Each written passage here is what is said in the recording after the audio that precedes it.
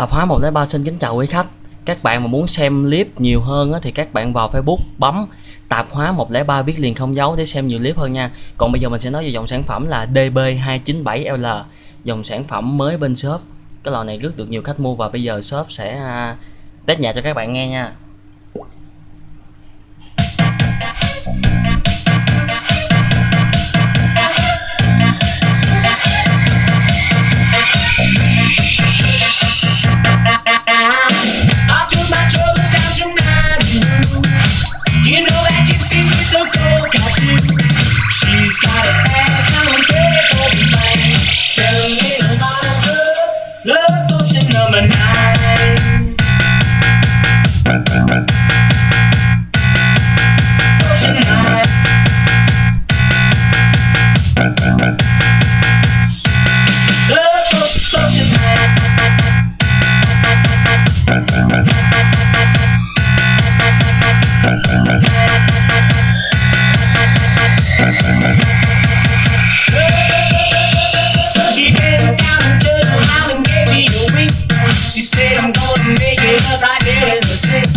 It's feel like good and fine, it looks like it needed it.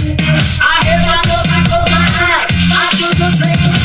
I didn't know if it would stay all night. I started kissing everything inside. But when I kissed the top, I found a little more time. It's going in a bottle, lotion number 9.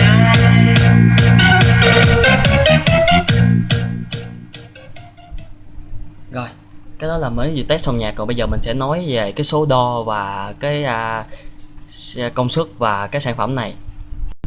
Đây là số đo chính xác là chiều cao là 57 cm. Chính xác nha, chiều cao là 57 cm. Còn bề rộng là 34 cm.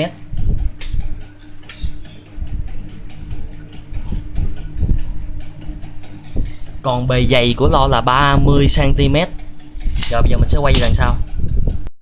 Đây là tổng thể phần lo là gồm có một cái tay sách kéo lên hạ xuống. Đó. Còn đây là cái phần mà để chuyển, để kết nối Bluetooth nha bạn.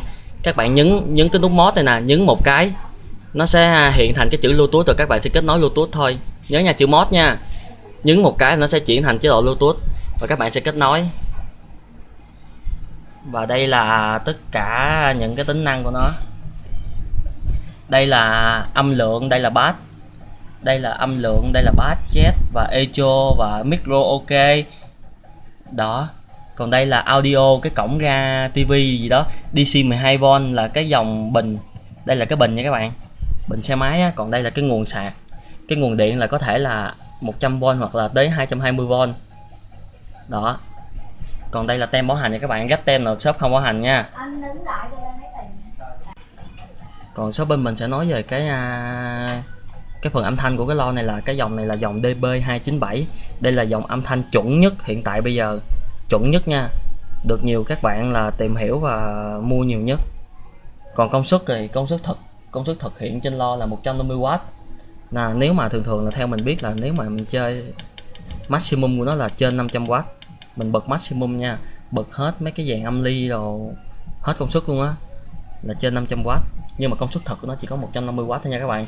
Còn cái số ký là trên 10 kg, rất là nặng, rất là bự. Số đo tới 60 cm, 57 cm lượng. Hồi nãy mình đo mình nhóm là 57 á. Đặc biệt lo rất đẹp nha các bạn. Có một cái quay sách bên hông đây. Đây là cái quay sách bên hông để cho nó nằm nghiêng á. Lo rất là đẹp và phụ kiện đi kèm của nó là một dây sạc, một remote. Đây, một dây sạc, một remote và 2 micro. Cái này bên mình bảo hành 6 tháng nha các bạn. Đặc biệt bảo hành 6 tháng và giá của nó thì mình sẽ đăng trên fanpage, các bạn cứ tìm hiểu. Đây là dòng âm thanh tốt nhất, trong trẻo nhất, âm bass rất chắc chắn.